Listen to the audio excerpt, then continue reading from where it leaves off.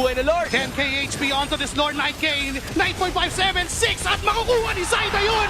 Tapos dire-diretso ng clash at habol. Lumalagapak yung buhay ng TNC pababa. Pero nandito na yung clapback. Nandyan na rin si Benny Cutie to do that front to back. James? Pero si James Punks ay pumasok na kung medyo natiligado pero pagkatuloy double kill at hindi na mabubuhay pa yung dalawang Nero. Akala natin delikado pero buhay and triple. Damage itong si Benny Cutie kasi pwede siyang papigilan. Oh, Ayun na. KBJ. May ulti doon. May magkakamitin para patayin si Lancy. Another golden hour para di makapwesta si Benny Cutie. Tapos may kasunod. May follow-up damage na po para take. Pagtapos ng duration, Channel's gonna go down as well. 3 men down. From lang pala kasi ngayon babalik pa rin. Ngayon yung lima na dyan si KBJ on the front line. Pero naharang din sila James Punks doon sa likod. Another sound for sa ginamit ni Shizu. Tinasagan lang ni Chakno. No more immortality. Popping that from Chakno. Pero buhay makakatakas with the flicker. Zaida with a crucial taunt. Wow! At Atrasin, what a good thing!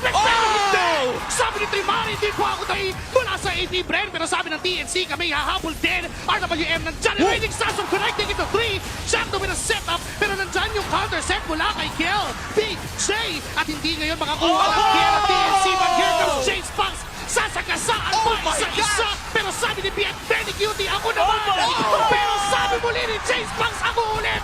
Hindi siya mapipigilan pa. 4 men down from TNC. My Lord ang AB Bren. Isa lang ang nawala. Si James Punks lang yon.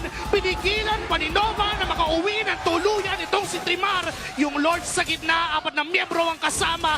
Muling gustong tapusin ng AB Bren ang laban. And it's seconds away mula kay Chakno. And now it's time para bumalik. At si Zaida, target niya. Itong si Aqua patay. And even, ito si KBJ ay kalahati. At mamamatay na rather. Pero itong si Nova ang napiling targetin muli na TNC na sa Another major objective on their side. Pero si Zaida nahanap ng tatlo. Inaabangan, hinahabol. Will he be able to be taken down? Biglang kumo-crossover, suma-sidestep para maiwasan yung damage. Pero mukhang mabubuhay. Oh my He's God! gonna run away. Galawang movements. Teka lang, hindi pa tapos. Pinalikan muli ni James Punks. Ayaw niyang magpatalo. Pero sabi ni Zaida, nasa ng milyon kung babagsak ka ngayon. And yung members ng TNC doon sa bottom lane na naghahasik na ng lagim. This is the Phoenix Army clapping back. At AB Bren and Steeman make it 4 down. At hahawakan nila ang panalo ng game number 2. We have a series tied by the Phoenix Army. TNC ngayon, pwedeng madaliin actually dahil malayo pa, pero ngayon susunod na ang AB Bren. Trimare papasok sa kanyang ultimate. Nandyan yung golden hour. Hindi gagalaw ito si Chakno at si James Punks, pero tumutuloy sa pag-zone away si Trimare. Nandun yung pagsuntok. And it's gonna be James Punks na makakuha ng third. Gamit ng parehas na teams, pero AP Bren ang makakakuha ng turtle and no casualties. Or, as I say that, si Benny Cutie pamanatan ngayon. Kaso nandyan si Shizu. Patulungan si Aqua. Flicker mula kay Nova. He's gonna get that kill.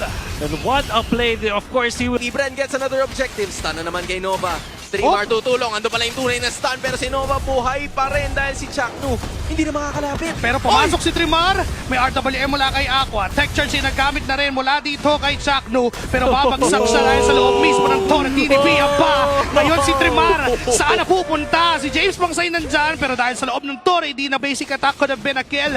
Pero because of that instance, susubok ngayon ng AP Bren. Zaida napatawag na sa kanyang Barbiel. Another golden hour. Pero Zaida nakaiwas at nakatakas siya doon. Tatalon si KBJ. Hinahabol lang din si Nova sa likod. Pero mukhang may ipit na si Trimar at di na mabubuhay. Bobby na Phoenix ay nagamit din.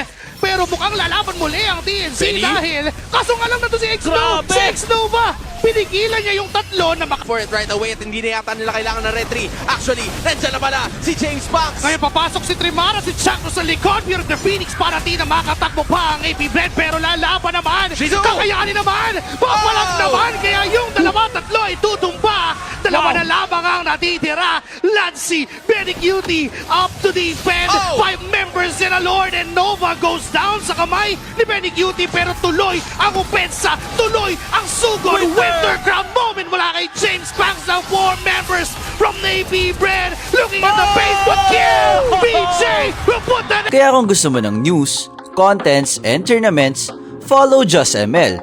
Kasi basta ML, Just ML.